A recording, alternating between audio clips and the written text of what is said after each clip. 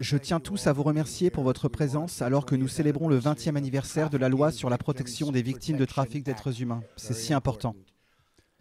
Il y a 20 ans, cette nation a franchi une étape historique dans la protection des victimes de cette forme d'esclavage moderne ici, aux États-Unis et partout dans le monde. Mon administration est engagée à 100% dans l'éradication du trafic d'êtres humains de la surface de la Terre. J'aimerais dire que ce problème est très cher à notre cœur, à cause du niveau de mal que vous ne pourriez jamais imaginer être possible dans une ère moderne. Un niveau d'horreur incroyable, et je voulais donc remercier Ivanka pour ce problème sur lequel elle s'est véritablement concentrée.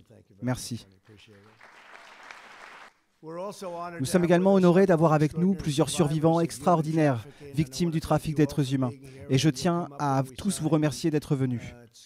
Et vous viendrez quand nous signerons, ce sera un grand honneur de vous dire bonjour et de vous serrer la main. Votre courage nous inspire vraiment. Je veux juste vous le faire savoir. Comme les hommes et les femmes ici présents le savent, le trafic d'êtres humains est un problème partout. C'est un problème mondial. Le trafic d'êtres humains est pire que jamais. Et c'est à cause d'Internet. J'ai entendu Bill Barr et j'ai entendu d'autres personnes dire qu'Internet a causé beaucoup de bonnes choses, mais aussi de très mauvaises choses. Et c'est probablement la pire des mauvaises choses. C'est une chose inimaginable. On estime à 25 millions le nombre de personnes dans le monde aujourd'hui détenues en captivité, manipulées et maltraitées par des trafiquants d'êtres humains. Rien qu'en 2018, le National Human Trafficking Hotline a identifié plus de 23 000 victimes de trafic d'êtres humains aux États-Unis.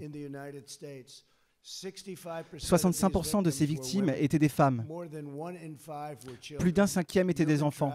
Les trafiquants d'êtres humains s'attaquent à nos citoyens et aux personnes les plus vulnérables. Ils sont vicieux, ils sont violents. Mon administration combat ces monstres, les persécute et les poursuit, et les enferme pendant très, très longtemps. Nous avons eu un excellent bilan, le meilleur bilan depuis longtemps. Nous démantelons les organisations criminelles qui rendent possible le trafic d'êtres humains à grande échelle. Au cours de mon premier mois à la Maison-Blanche, j'ai demandé aux agences fédérales de sortir et de faire ce qu'ils ont à faire. Tous les ministères fédéraux font ce qu'ils doivent faire pour identifier et détruire ces groupes. Et nous en détruisons beaucoup. Malheureusement, ils reviennent très rapidement sous une forme différente. En 2018, le ministère de la Justice a fermé le plus gros site de trafic sexuel en ligne. Le département de la justice a poursuivi un nombre de crimes violents qui maintenant est un nombre record. Au cours des 3 dernières années, l'ICE a arrêté plus de 5000 trafiquants d'êtres humains. Et je veux remercier l'ICE car ils ont été incroyables. Ce sont des gens formidables. Des gens formidables. Ils sont solides, courageux et ils aiment notre pays.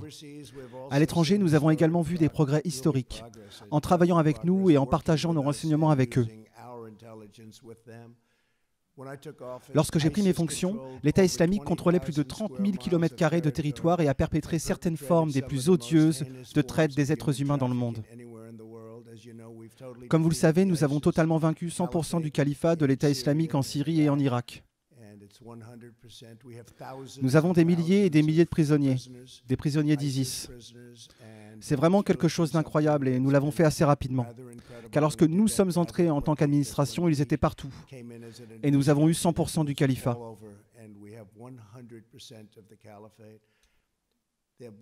Ils sont assoiffés de sang, ils sont horribles.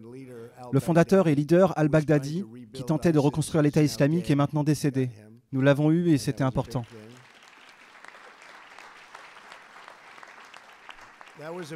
C'était un gros morceau et ce n'était pas une chose facile. Ils se cachaient et ils l'ont poursuivi pendant 15 ans, mais nous l'avons eu.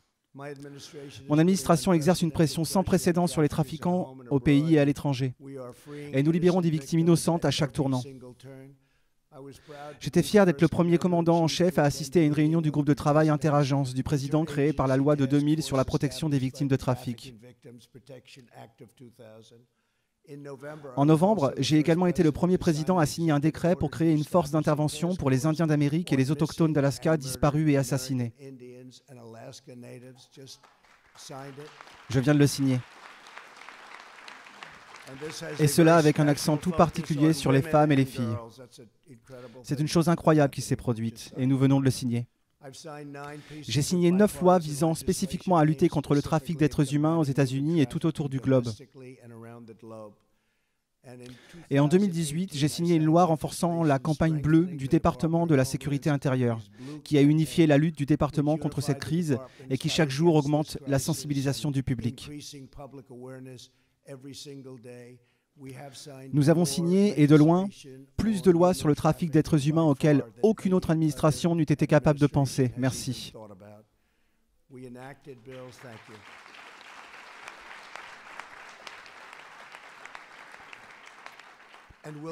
Et nous ferons ce qui est nécessaire. Nous ferons exactement ce qui est nécessaire. Il n'y a rien de plus horrible que ça.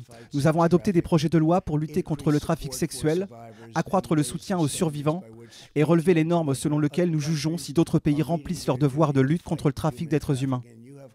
Vous avez des pays qui parlent et qui parlent. Ils sont comme les politiciens à Washington. Ils continuent de parler mais ne font rien. Ils ne font rien et nous dépensons beaucoup d'argent pour ces autres pays.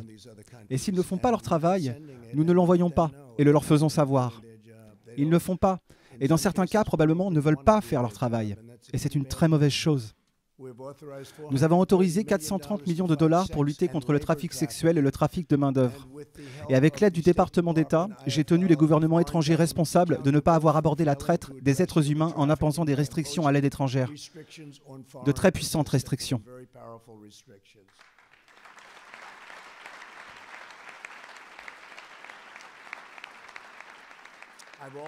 J'ai également accordé la priorité à l'augmentation du financement des efforts de lutte contre la traite dans mon budget de 2021, en allouant 70 millions de dollars à l'amélioration des poursuites et au ministère de la Justice.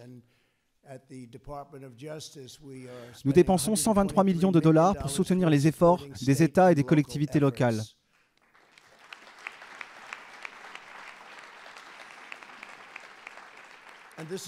Et ce sont tous de nouveaux fonds. Et ces fonds profiteront directement à ceux qui sont sur la ligne de front et qui sont chargés de faire tomber les auteurs de ces terribles crimes. Et vous pouvez lire tout ce que vous voulez. Vous pouvez dire tout ce que vous voulez. Mais personne n'a fait plus que ce que nous avons fait contre le trafic d'êtres humains.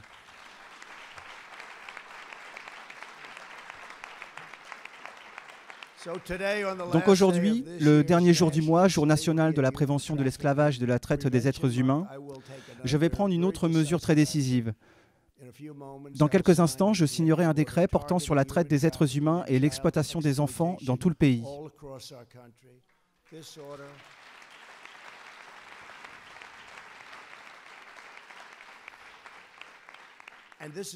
C'est un décret très important. Il s'appuiera sur un travail qui est le travail incroyable que tant de personnes dans cette salle ont fait. Et tout le travail qui a été fait, et de plus en plus est en train d'être fait.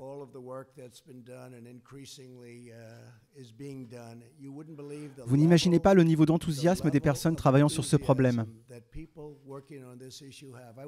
J'ai de nombreux problèmes économiques, nous avons tous des problèmes différents. Mais je n'ai jamais vu un tel niveau d'enthousiasme pour ce problème qu'est le trafic d'êtres humains.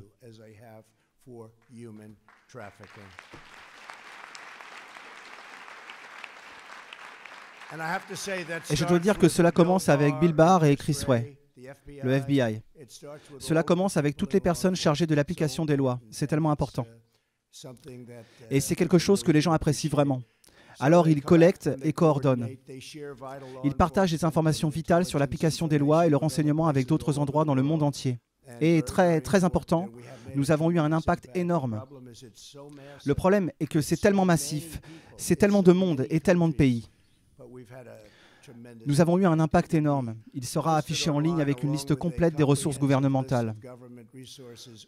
Toutes les choses que nous faisons et où aller pour savoir ce qui se passe.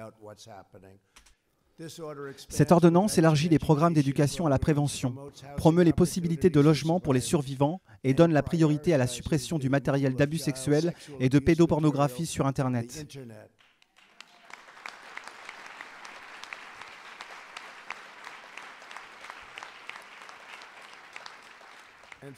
En outre, et c'est une étape vitale, il nous faut désigner un poste à temps plein ici à la Maison-Blanche dédié uniquement à la lutte contre la traite des êtres humains afin que les gens sachent à quel point c'est important.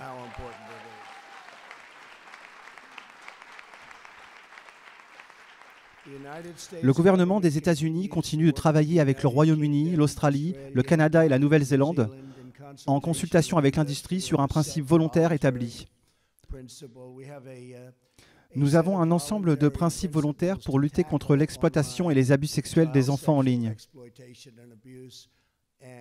Et le niveau de détail, tout ce qu'ils font, personne n'a jamais rien vu de tel auparavant. Les gens qui y travaillent le font avec cœur et un amour incroyable. Ils veulent que quelque chose se passe. Ils ne veulent pas perdre de temps comme les gens perdent depuis de nombreuses années.